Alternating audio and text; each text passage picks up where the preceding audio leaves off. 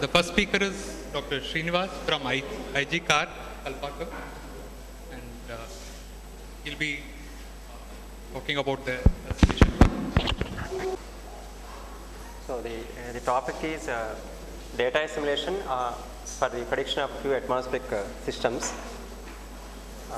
In this talk, I will be covering about the impact of the application of conventional as well as the satellite meteorological data on the prediction of atmospheric systems like mainly the wind field and the tropical cyclones.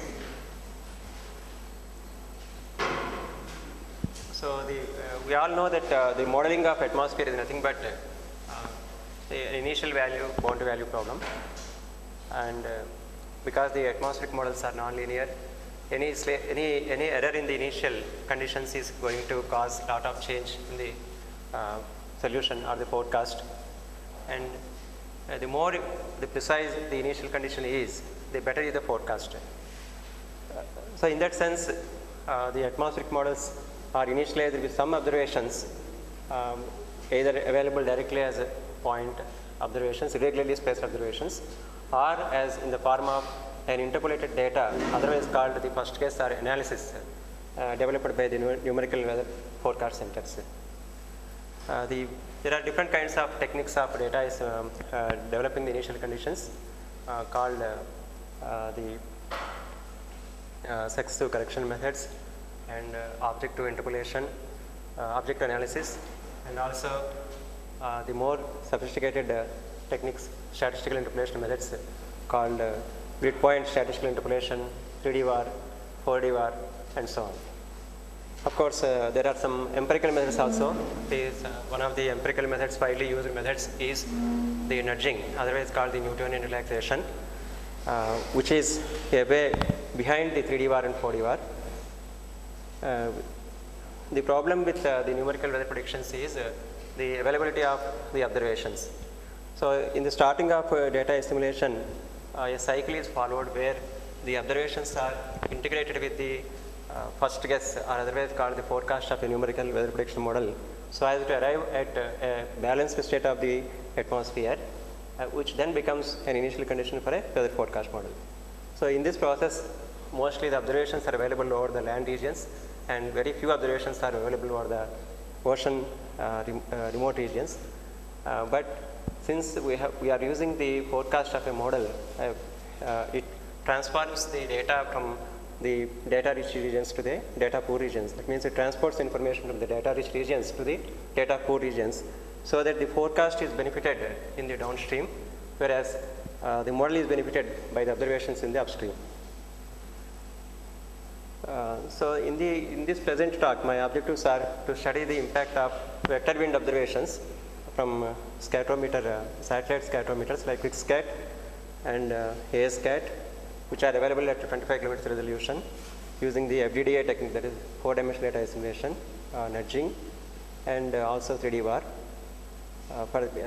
especially for the case of mesoscale wind field and the tropical cyclones, and to determine the effect of nudging on the intensity and movement of the systems like tropical cyclones, with respect to the period of nudging and the strength of nudging, and also to study the effect of assimilating different kinds of observations and to study what is their role. So the first method is the relaxation or nudging. Here we know that an empirical term is added to the forecast equations. Here we have the all model physical process, whereas we have an empirical term with weighted coefficients, but it is proportional to the difference between the forecast and observations. It is a dynamical assimilation method wherein a model with full physics assimilates observations so that corrections are applied to the forecast consecutively to a period of time wherein we obtain a balanced risk condition, where there is no more requirement of the observation and the model has a better initial condition at that point of time. So here F can be all physical forces like the adductive forces, Coriolis force, pressure gradient force, and so on. And this term is the weighting coefficient, which depends upon the parameter of interest, and the difference between the observation and the model variable. And here this is the gridded field, otherwise called the analysis. So the most important pertinent questions are what are the data that are useful, that is what is the impact of different kinds of observation, and how much period is sufficient to obtain the better initial condition, and what is the strength of nudging to be applied. The strength of nudging, the coefficient G, is the strength is the time scale of nudging. So the effect of the nudging is that you should not dominate the dynamical terms, but at the same time you should be slowly adjusting the model predicted variable to the observed variable. So these are the few cases of systems that I wanted to study. One is a tropical cyclone Laila, which formed between 18 to 21st May 2010, and Nargis, April to 27 April to 2nd May 2008, which has a landfall at Myanmar, and then the Cedar cyclone, which has a landfall during on November 16, 2007 at Bangladesh, and the South Indian cyclone, which is Nisha, which has a landfall near Chennai in Tamil Nadu, and Kaimuk cyclone, which has a landfall at Machilipatnam in Andhra Pradesh. So I have used a uniform domain for all these cyclone simulations. The model used is the weather research and forecast model, which has with two domains, 27 kilometers and 9 kilometers horizontal resolutions, and 27 vertical levels, 28 vertical levels. And of course, the physics is evaluated not just by selecting arbitrarily, but we have studied the impact of the physical parameterizations, and then after studying the impact, we have selected the cumulus parameterization scheme as Cain-Fetish, and the microphysics scheme as Lin, and boundary layer turbulence parameterization as the YSU, which is a non-local diffusion scheme. And for the surface scheme, we have used a land surface parameterization called land surface parameterization scheme. In all these simulations, the model is integrated up to 72 hours, some cases up to 96 hours, depending upon the cyclone period. And it is started with the NSUB GFS analysis as the first case for initial boundary conditions. That means the NSUB GFS is used for the control run. And in the simulation runs, the first case is modified with various observations using the successive correction method. The observations mainly used are, I'll subsequently come across. In nudging experiments, we have used the first guess fields using object interpolation or successive correction method, that is Crestman method is used, wherein the influence of a particular observation is determined by the radius of influence, and the nudging experiments are conducted with respect to different periods of nudging, that is 6 hour, 12 hour, 18 hours and 24 hours during the pre-forecast period. And then at the end of that 6 hour or 12 hour period, the nudging is stopped and model is allowed to continue without assimilation. And also different experiments are conducted with different nudging for winds. These are the different coefficients for nudging, which are given uniformly for winds, temperature, and so on. And these are the different sources of data used. For conventional, we have used the NSUB atmospheric data project observations, which covers the surface observations as well as radio Sunday upper air observations all over India. Roughly around 35 upper air observations and 100 surface observations are available over India. These observations are used for all these cases. In addition to that, we also have used the satellite observations of mainly winds, QSCAT, SSMI, KSCAT, and occasionally the MODIS profiles, temperature and humidity profiles. And in addition, we also have the ISRO automated weather stations. These data are also used as part of the study. Of course, these are the differences between the QSCAT winds and the ASCAT winds. Not much difference, but the coverage wise, some little difference is there. So these are the paths for the QSCAT and the ASCAT modeling paths. If both are used, we will have a wider coverage of observations. Otherwise, there are gaps of observations. And these are the observations for the ISRO automated weather observations for a case study of Nisha cyclone. But they are varying from time to time because observations may be sometimes not available, and that's why the spatial distribution of the observations changes from time to time. But whereas for IMD, here all the stations observations are available. QuickScat, these are the typical QuickScat data for the Nisha cyclone, and same is for SSMI. So for the Nisha cyclone, we have used the model was started at 00 hours of 24th November with the initial conditions given from GFS forecast, which is called the control run. And then each of these show the analysis at the end of the simulation, that is for 24 hours, using FDDA AWS, FDDA SSMI, and FDDA QSCAT, and FDDA all. We see that there is a large change in the definition or the representation of the cyclone vortex. This cyclone is not a very intensive cyclone, so in the initial stages the vortex could not be well defined, and in the start of the cyclone. So the control run shows not much defined vortex. But whereas when we slowly use the observations, we see that there are some changes in the circulations, and these circulations are either changes in the strength of the wind or the vortex itself. So this is the sea level pressure distribution at different experiments for the analysis time at 00 UTC 25 November. We see that this is the FNL data. We have not used the FNL data. GFS data we have used the initial condition. So this is the FNL data vortex, whereas this is for the control run, and this is for the simulation run with AWS observations, and this is with SSMI. This is with QSCAT data, and using all the observations, this is the experiment. So the sea level pressure distribution also has changed because of the impact of the observations, but variously in different fields. And this is the variation in the winds at surface level, 1.5 kilometers, roughly 850 hectopascals, and of course the top of the troposphere 200 hectopascals. There is not much change, but at the surface level there is a lot variation in winds because of in the experiment with FDDA all, that means using all the observations, we see a lot of change in the surface level winds, which slowly fades away up in the atmosphere. Similarly, you find a lot of change in the temperature from in the 10 meters level, but it gradually fades away in the upper levels.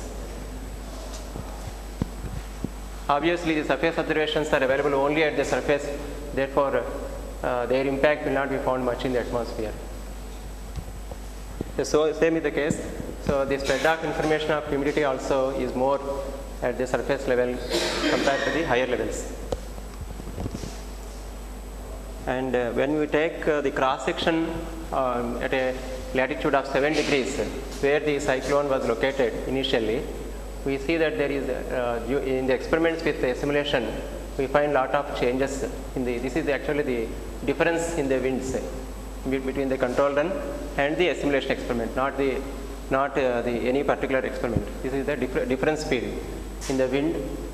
So there is a difference of about 2 meters per second in wind, and around 1 degree centigrade in temperature, and around 20% in relative humidity. So this is the time evolution, the time series of the central sea level pressure and maximum winds, the radius of maximum winds, and the vorticity with the forecast time. We see the black line is the India IMD estimated track, estimated sea level pressure, whereas here also the black line shows the maximum sustained winds at the center of the cyclone or at the inner core region of the cyclone. So it shows that the cyclone is not a very high intensive cyclone, but the model predicts it as a very intensive cyclone. You can see that the pressure drop is almost 25 hectopascals, which means it should be a very intensive cyclone. But in reality, the cyclone is only a moderate intense cyclone. We see that there is a pressure drop about 10 hectopascals, not more than that. Each of the experiments has overestimated the central sea level pressure drop. Similarly, overestimated the maximum winds. But as we put in more observations, we see that these differences are decreasing. So the experiment with a simulation of SSMI winds and also quick-squat winds, it is filling the gap. That means it is decreasing the intensity of the simulated cyclone, and it is coming closer to the estimations or the observations. Suddenly, before the cyclone has made landfall, there was a decrease in the intensity. So that result is brought by putting all the observations, that means satellite observations as well as the conventional observations. The experiment using all the observations shows this result remarkably well. Same is the case with the winds. And the vorticity field at a height of 925 hectopascals, that is roughly around 1 kilometer, we see the strength of the cyclone. So the experiment control run gives a over-intensified cyclone, whereas all other experiments slowly reduce the intensity of the cyclone to the observations.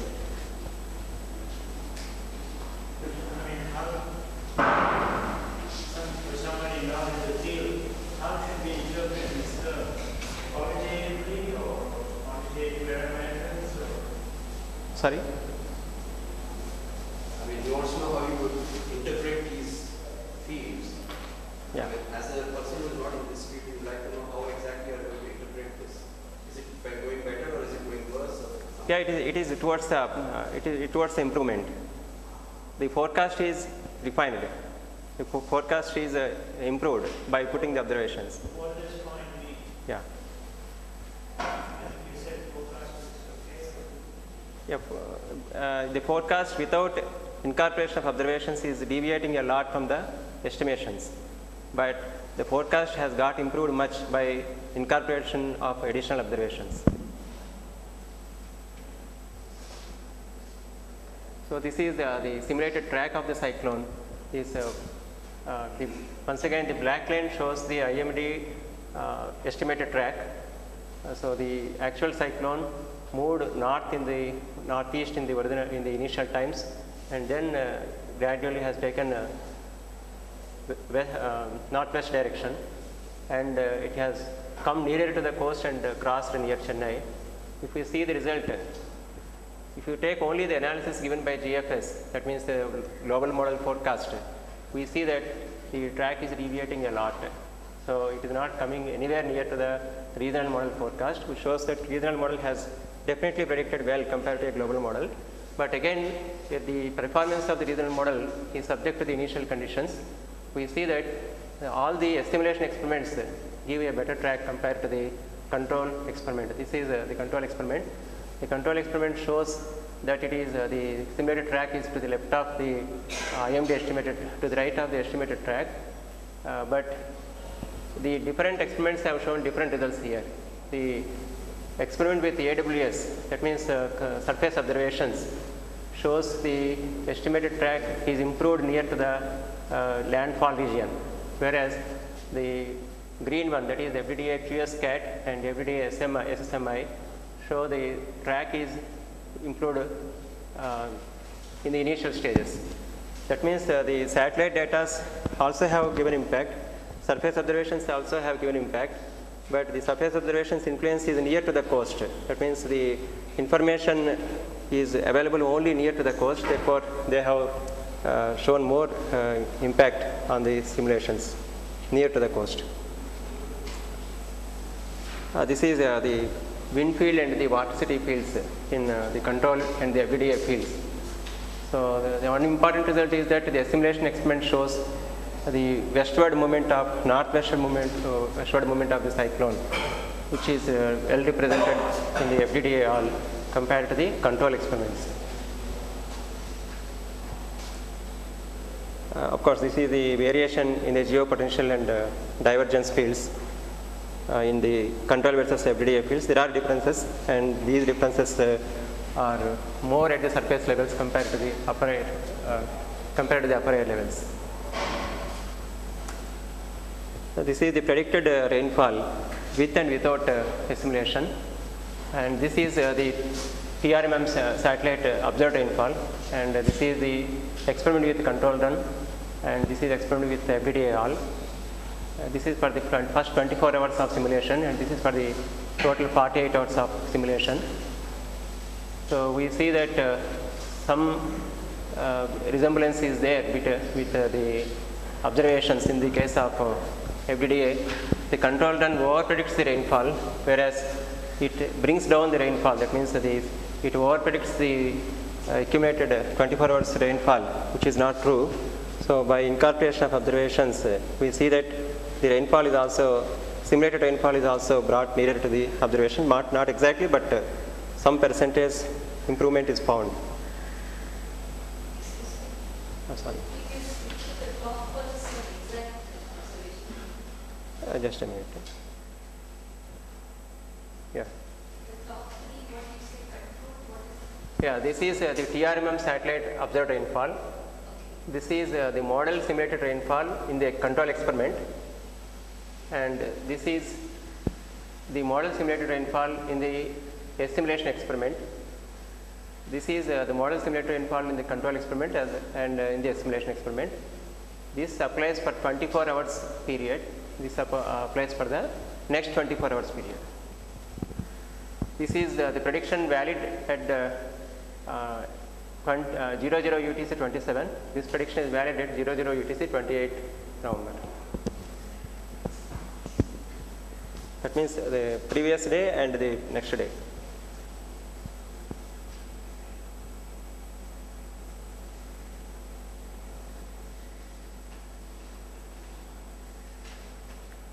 Yeah, I would like to also show the results of different nudging periods with different. So this cyclone case, Hyla cyclone, is one of the severe cyclones, very recent cyclone in 2009. So I have used only surface observations, no other satellite observation. So the experiment is connected with the different periods of nudging. So this is the IMD estimate of the maximum winds. Similarly, the black line shows the IMD estimate of the central sea level pressure. So we see that there is lot variation with the different nudging periods. The result is closer for the 18 hours and 24 hours of period of nudging. Here also, 18 hours and 24 hours periods of nudging. The peak intensity of the storm, that is the mature state of the cyclone, is at around 72 hours starting from 6th April, that is on 00 hours of 9th April. We see that these two cases, that is experiment with ending with 18 hours of nudging and 24 hours of nudging, is bringing the maximum winds closer to the estimates. But contrary to that, the track prediction is entirely different. The same result is not found true with the track prediction. There are large vector errors, vector track errors with the different periods of nudging. We see that the errors are almost varying from 100 kilometers to 900 kilometers. And when you simulate up to 72 hours, that means the mature state of the cyclone, the maximum errors are noticed with 18 hours and also with 12 hours of nudging, whereas the control experiment 6 hours of nudging and then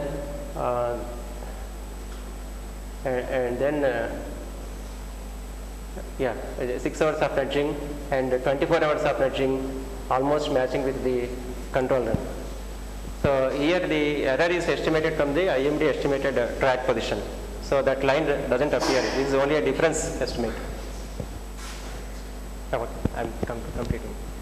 So this is the result for Hyla cyclone, and also this is the case for Hyla cyclone.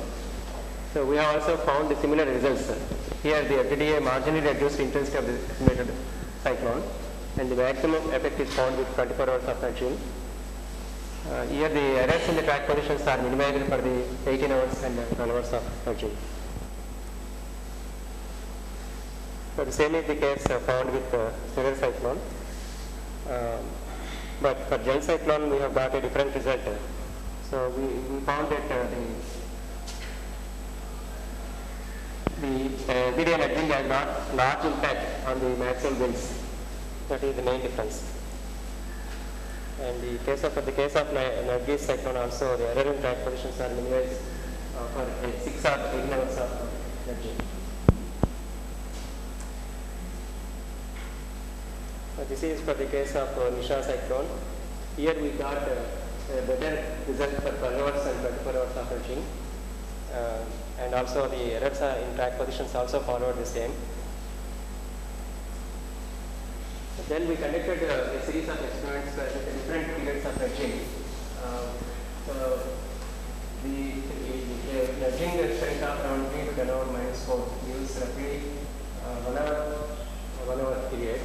So we found that this 1 hour period of nudging, 1 hour time scale of nudging is giving better result compared to the other experiments.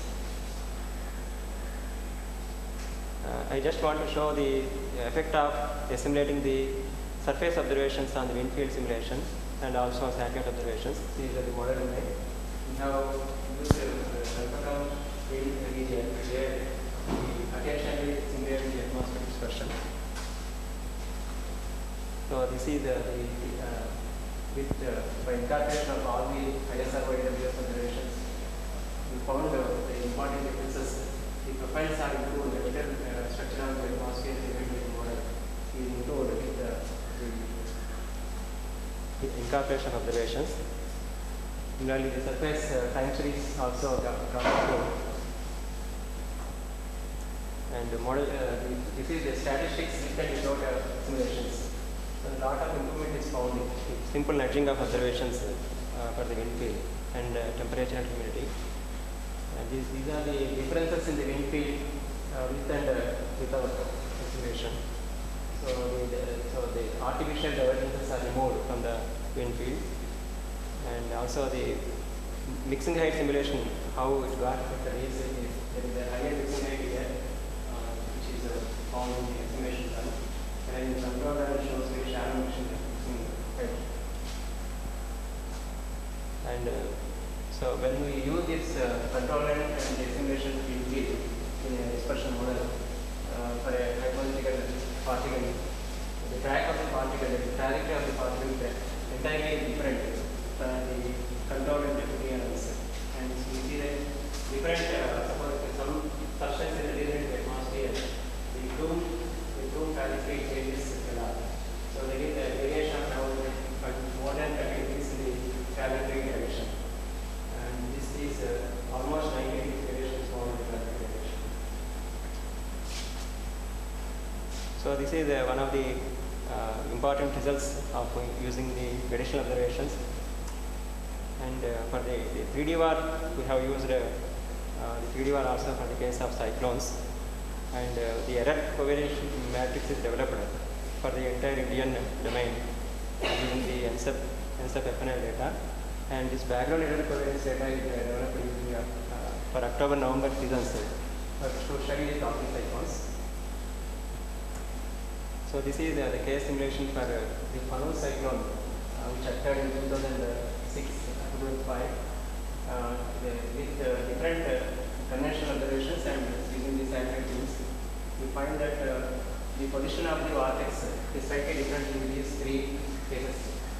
And here also the intensity, simulated intensity is very near to the estimated IM estimates with the conventional the satellite observations. So satellite observations have shown large impact rather than the conventional observations for the intensity of the cyclone. And for the track also we find this is the IME track, whereas this is the control term, and the green is the conventional observation, 3D VAR is the conventional observations. So the large track, the simulated cyclone is to the south of the estimated track in the case of 3D VAR with the conventional observations, whereas the closely following the estimated track in the case of fixed cat observations. And these are the different errors to 80 kilometers in the case of TDR with fixed cat observations, which is an important result. Of course, this is the differences in the simulated rainfall with and without observations. So the main important conclusions from the study are that a period of around 18 hours or 24 hours of nudging is required for simulating a synoptic system like a tropical cyclone with a Newtonian relaxation method, and a nudging this time scale of around 3 into 10 power minus 4 is necessary to also improve the forecast. And while using the conventional satellite observations, the maximum impact is found with satellite observations. For the case of FANUS using 3D-VAR, and using nudging, we found equal impact, both conventional as well as satellite observations. Thank you.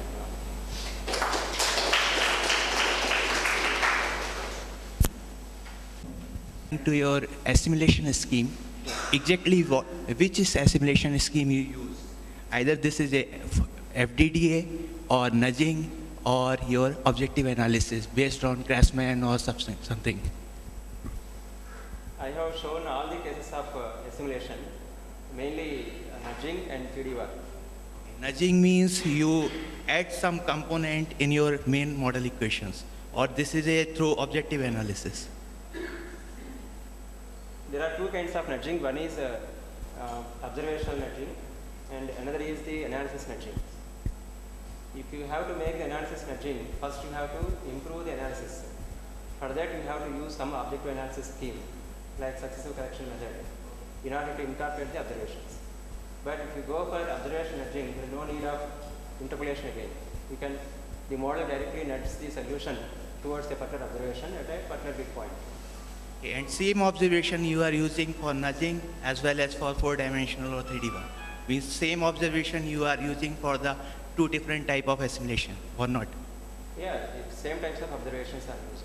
But what is the impact of same observation by using the nudging than FDDA in that one? In this case, I have not, for the case of nudging, we have found that nearer to the land region, the surface observations are showing impact.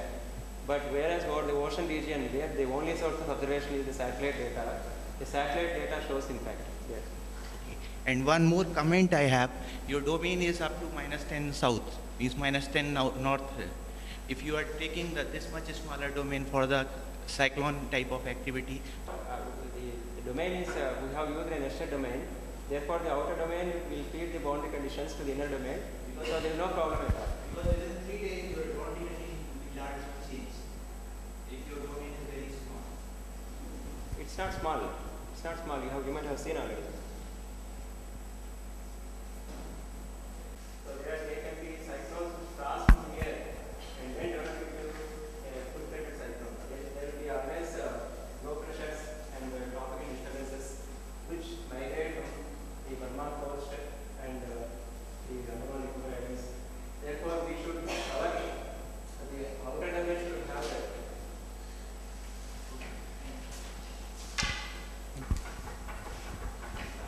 Now, Sorry. the model that you want to build ultimately is for prediction purposes, right? Yes. But if that is so, then one has to worry about the complexity of the model. There's a fundamental trade-off between the complexity of the model and the fitting error. And one has to worry about the issue of overfitting. And as I understand it, you're fitting on the basis of past data. This is my understanding. The model is complex. It has all the physical process. It has all the dynamical forces. And given a better initial condition, the model, being a nonlinear model, will be able to simulate better. Maybe I can ask you. Let's thank the speaker.